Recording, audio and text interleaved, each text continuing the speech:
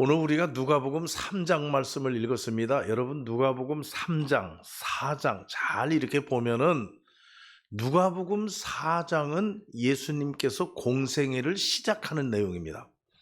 그러면 누가복음 3장은 예수님께서 공생애를 시작하시기 전에 준비하는 단계입니다. 여러분 예수님의 삶이라고 하는 것은 3년 공생애입니다. 3년 동안 세상을 위해서 일하셨어요.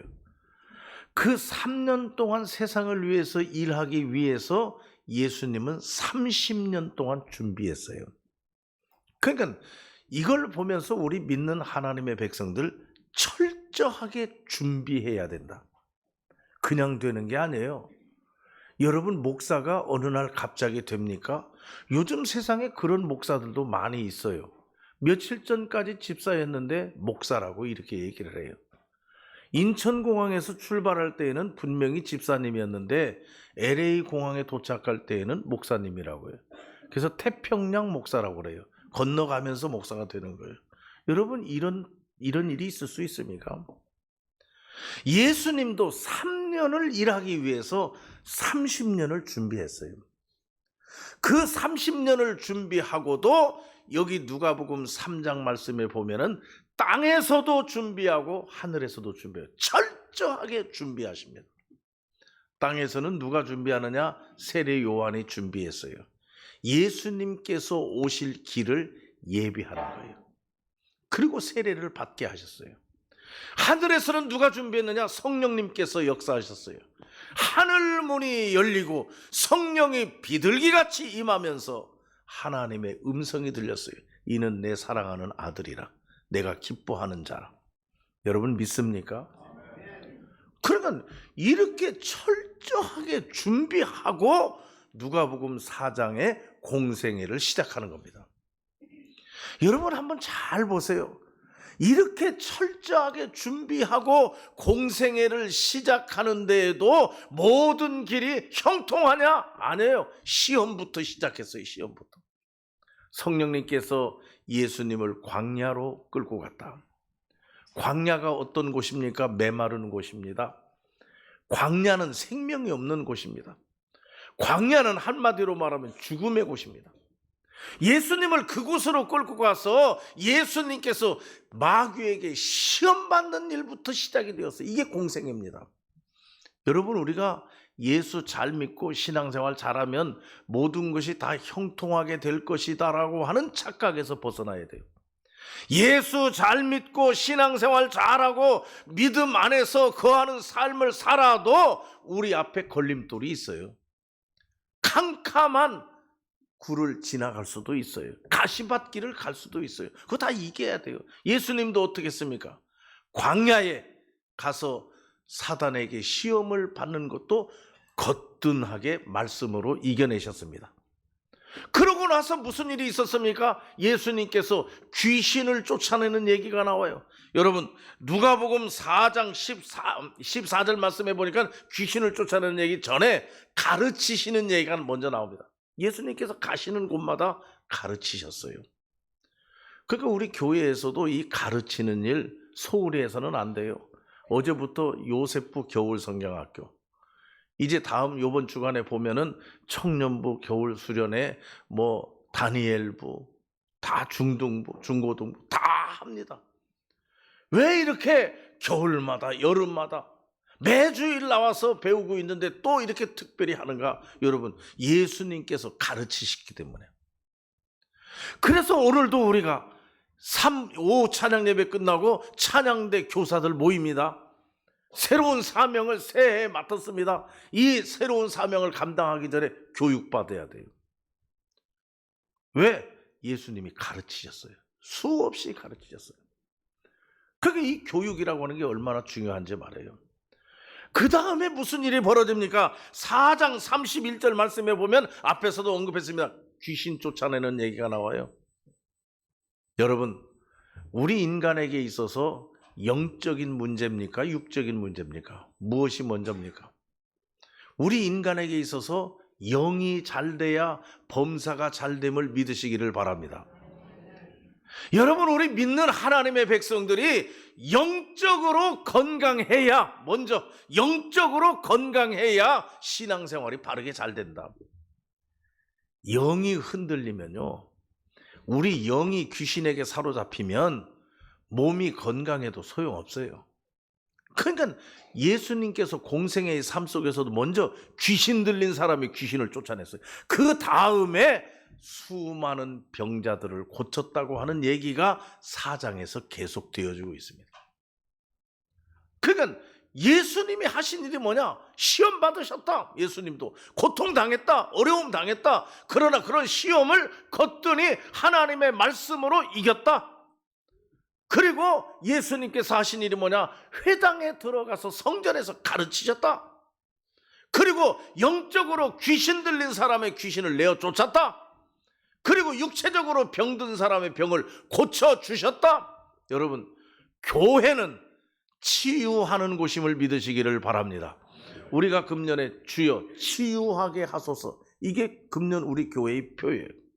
여러분, 여기서 치유라고 하는 것은 영적인 치유, 육적인 치유 모두를 얘기합니다.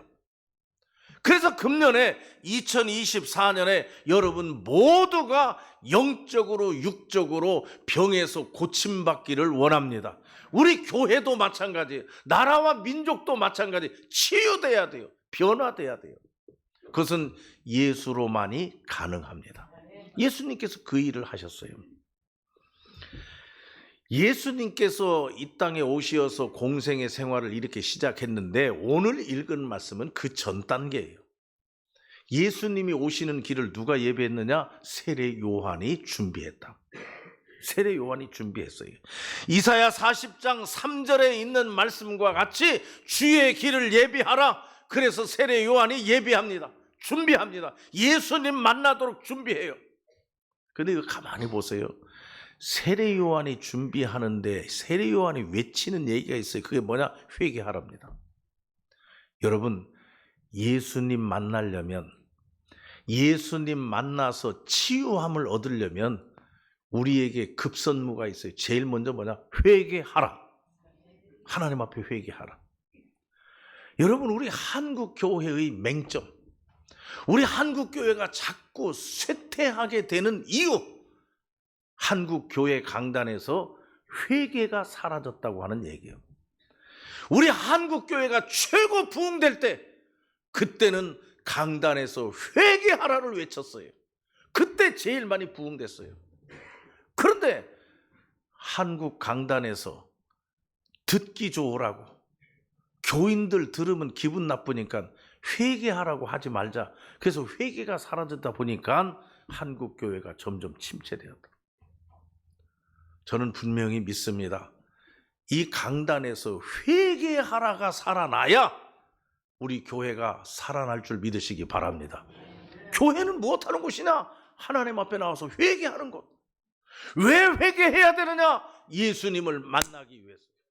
예수님을 만나기 위해서. 예수님을 만나서 치유함을 받고, 예수님을 만나서 건강하게 되고, 예수님을 만나서 회복되는 역사를 이루기 위해서는 먼저 회개하라. 우리 죄를 회개하라. 오늘 예배, 제일 먼저 예배를 시작하면서 침묵의 기도, 그것은 참회의 기도입니다. 먼저 회개하고 시작하자는 얘기. 여러분 각자 회개하셨을 거예요. 그래야 예배가 되는 거예요. 그런데 이 세례 요한이 회개하라로만 그쳤느냐? 아니에요. 회개하라. 그리고 회개에 합당한 열매를 맺으랍니다. 여러분, 회개하는 것, 고백하는 것, 거기서만 그쳐서는 안 돼요. 하나님 앞에 나와서 회개했으면 회개에 합당한 열매가 생활 속에 보여야 돼요. 세례 요한이 뭐라고 했습니까? 이 독사의 자식들아, 독사의 자식들아, 회개하라. 누가 너희들에게 하나님의 진노를 피하라고 했느냐? 다시 말하면 이 독사의 자식들아, 너희들 모두는 다 죄로 말미암아 하나님의 진노에 임할 수밖에 없다, 그 얘기입니다. 하나님의 진노, 회개하지 아니하면. 너희가 아브라함의 자손이라고 말하지 말라. 회개하라. 너희가 아브라함의 자손이라고 떠들지 말라. 나는 이 말씀을 읽으면서 어떻게 생각해? 너 모태신앙이라고 자랑하지 말라.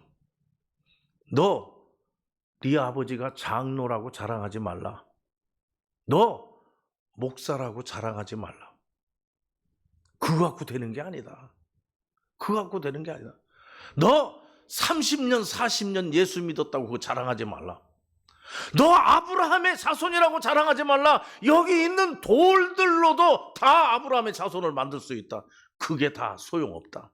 그 자랑하지 말고 회개하라. 하나님 앞에 회개하라. 그리고 회개에 합당한 열매를 맺어라. 지금 예수님, 공생의 예수님을 만나기 전에 지금 단계입니다. 이렇게 세례 요한이 외치니까 그 세례 요한의 외침에 나타나는 반응이 세 가지 반응이 있습니다. 오늘 여기 나와 있어요. 본문의 말씀에. 공통적으로는 무슨 얘기냐? 오늘 제목과 같이 우리가 무엇을 하리이까? 그러면 우리가 주님 만나기 위해서 회개하라. 회개에 합당한 열매를 맺으라고 말씀하시는데 그러면 우리가 무엇을 하리이까? 여기 무리들도 그렇고 세리들도 그렇고 군인들도 똑같은 질문을 합니다. 거기에 세례 요한이 뭐라고 대답했느냐 하는 얘기예요. 첫째로 무리들이 묻습니다. 우리가 무엇을 하리이까? 회개하라고 하는데 좋아요, 회개합니다. 회개에 합당한 열매를 맺으라고 하는데 너희 생활 속에서 회개한 자의 삶을 살라고 하는데 그럼 우리가 어떻게 해야 됩니까? 하고 무리들이 질문했어요. 여기 말씀에 보니까 무리들이 질문을 했다. 여기 나와 있죠. 여러분 3장 10절 말씀에 일반적인 백성들입니다. 그때의 세례 요한의 대답은 딱 간단합니다. 나눠주라. 네가 있는 거 나눠주라. 옷이 2벌 있으면 1벌 나눠주고 먹을 것이 있으면 없는 사람에게 나눠주라. 그겁니다. 그게 회개에 합당한 열매예요. 여러분, 성도는 나눠주는 사람임을 믿으시기를 바랍니다. 교회는 무조건 나눠주는 곳입니다. 높은 것을 낮게 하고 낮은 것을 높게 하겠다. 다 평등. 그래서 옛날 초대교회에는 사도들 앞에 집도 팔아서 가져오고 논도 팔아서 가져오고 다 내놨어요. 사도들이 그거 갖고 나눠주다가 문제가 생겼죠. 그러나 그 본질은 맞아요. 나눠주는 것입니다. 철저하게 있는 사람이 내놔서 없는 사람에게 나눠주는 것. 이걸 다른 말로 말하면 사랑이죠. 그냥 쉽게 말하면 사랑. 여러분, 교회는 사랑하는 곳입니다. 나눠줄 줄 모르고 나눌 줄 모르고 사랑할 줄 모르면서 내가 아브라함의 자손이다, 내가 권사다, 내가 집사다, 그런 소리 하지 말라 하는 얘기예요. 여기 돌들로도 내가 다 아브라함의 자손을 만들 수 있다, 그거 자랑하지 말고 회개에 합당한 열매를 맺으라. 그 합당한 열매. 그러면 우리가 무엇을 하리까? 나눠주라. 옷 2벌 있으면 1벌 나눠주고, 먹을 거 있으면 나눠주고, 넉넉하면 부족한 사람에게 나눠주고, 그래서 다 없는 사람 없이 공평하게. 그게 교회다. 그거 못하면 그게 회개에 합당한 열매라고 하는 얘기죠. 여러분, 금년에 2024년 정말 우리 성남교회에 속한 모든 성도들은 회개에 합당한 열매를 맺기를 바랍니다. 그게 뭐냐? 나눠주라. 철저하게 나눠주라. 오병리어 저금통 우리 하죠. 나눠주라. 내 거 나눠주라. 그리고 두 번째로 오늘 여기 말씀에 보면은 3장 12절 말씀, 두 번째 반응은 누구냐? 세리들입니다. 세리들도 똑같이 세례 요한에게 우리가 무엇을 하리까? 그때에 세례 요한은 대답합니다. 나라에서 정해진 세금만 걷어라. 나라에서 정한 세금만 걷어라. 왜 나라에서 정한 세금 이외의 것을 더 걷느냐? 이건 한마디로 말하면 욕심 버리지 말라. 욕심 부리지 말라. 욕심 부리지 말라. 거짓말하지 말고. 그러니까 우리가 무엇을 하리까? 회개에 합당한 열매를 맺어야 되는데, 그럼 우리가 무엇을 하니까? 바르게 살아라. 그 얘기예요. 바르게 살아라. 우리 교회가 바로 알고 바로 믿고 바로 사는 바른 교회예요. 우리 교회 비전은 바른 교회, 바른 신앙입니다. 여러분, 우리 한 사람 한 사람이 바르게 욕심 부리지 말고 거짓말하지 말고, 지금 세리들에게 이야기하는 것처럼 국가에서 정해진 세금 이외의 것을 걷지 말라. 바르게 하라는 얘기입니다. 이렇게 하나님 앞에, 사람 앞에, 나 자신 앞에 바르게 사는 자가 결국 주님을 만날 수 있다. 믿으시기 바랍니다. 그리고 오늘 이 말씀에 보면 첫째는 무리들의 반응, 둘째는 세리들의 반응, 세 번째가 있어요. 어떤 사람들의 반응입니까? 군인들의 반응입니다. 여기 말씀에 나와 있죠. 3장 14절 말씀에 보니까 군인들도 물어 이르되 우리는 무엇을 하리까? 똑같습니다. 우리는 무엇을 하리까? 하니까 세리 요한이 군인들에게 하는 말이 힘 있다고 강탈하지 말라. 남의 것 빼앗지 말라. 힘 있다고. 다시 말하면 너희에게 주어진 힘을 남용하지 말라 하는 얘기예요. 남용하지 말라. 그러면서 그 다음 얘기 보면은 너에게 주어진 것, 그걸 가지고 족하게 여기며 살라. 군인들에게 그렇게 얘기했어요. 다시 말하면 주어진 것, 자기에게 주어진 것에 대해서 감사하며 족하게 여기며 살라. 이것을 지금 얘기하고 있다고 하는 말씀이죠. 저는 오늘 이 말씀을 보면서 여러분, 오늘 2024년 들어서 이제 몇 주 지나지 않았는데 정말 우리가 하나님께서 우리에게 주시는 말씀이 회개하라. 그리고 회개에 합당한 열매를 맺어라. 이 음성에 오늘 여러분들 질문하시기를 바랍니다. 하나님, 그러면 내가 무엇을 하리까? 한번 질문해 보세요. 그러면 반드시 하나님께서 우리에게 말씀하여 주실 겁니다. 말씀하여 주실 겁니다. 여러분, 대단한 말씀이 아니에요. 오늘 여기 무리들과 세리들과 군인들에게 한 말씀. 무리들에게 나누어 주면서 살라. 세리들에게 바르고 정직하게 살라. 군인들에게 힘을 남용하지 말고 족하게 여기면서 감사하며 살라. 별거 아니에요. 간단한 얘기예요. 이렇게 살라는 겁니다. 이것이 회개에 합당한 열매의 삶을 사는 거예요. 그런데 여러분, 오늘 말씀 쭉 내려가다 보면 18절, 19절, 20절 말씀, 이거 받아들이지 못하는 자가 있어요. 그게 누구냐? 헤롯 왕입니다. 여러분, 하나님께서 오늘 우리에게 말씀하시되 그 말씀을 아멘하고 받아들이는 자도 있지만 그 말씀을 받아들이지 못하는 자들도 있어요. 마지막에 여기 20절 말씀에 뭐라고 얘기했습니까? 그 위에 한 가지 악을 더하여.